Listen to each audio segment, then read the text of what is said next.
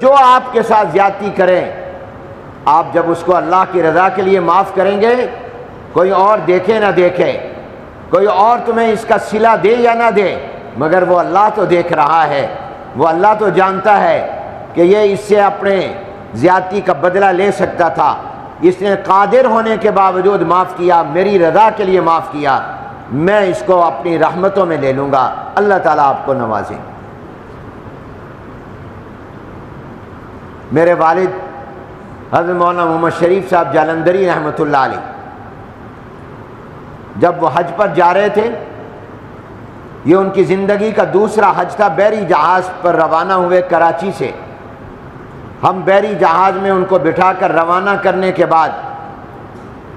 جب واپس آنے لگے، وہ سفر میرے والد مرحوم کا حج کا سفر آخرت کا سفر ہو گیا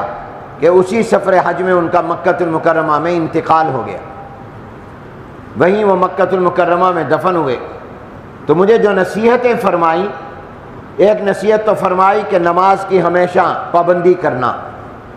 نماز کا خیال رکھنا، نماز میں کوتاہی نہ کرنا، اور دوسری بات یہ فرمائی کہ تم نے مجھے دیکھا ہے، میرے ساتھ بہت لوگوں نے زیادتیاں کی ہیں، مجھے پریشان کیا ہے، مجھے تنگ کیا ہے،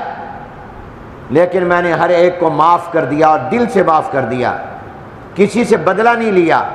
تو حنیف تم نے بھی کبھی کسی سے بدلہ نہیں لینا، اگر کوئی زیادتی کرے تو معاف کر دینا۔ یہ مجھے یاد ہے کہ میرے والد مرحوم نے مجھے جو آخری نصیحتیں فرمائیں، ان میں یہ نصیحت بھی فرمائی، اور اللہ کا فضل ہے، میں کوئی فخر یا تکبر کی بنیاد پر نہیں کہہ رہا، اللہ کے شکر کے طور پر کہہ رہا ہوں، اللہ تکبر سے بچائے کہ الحمدللہ آج تک میری یہ کوشش رہی ہے کہ کوئی بھی زیادتی کرے تو اس کو معاف کر دو۔ ایسے لوگوں نے بھی زیادتی کی جن سے میں بدلہ لے سکتا تھا، مجھے اختیار تھا کہ میں ان کو کوئی سزا دے دیتا۔ بعض ملازمین نے بھی زیادتی کی اور میں ان کو ملازمت سے نکالنے کا اختیار رکھتا تھا، لیکن میں نے ان کو اللہ کی رضا کے لیے معاف کر دیا۔ مجھے یاد نہیں کہ میں نے آج تک کبھی کسی سے بدلہ لیا ہو،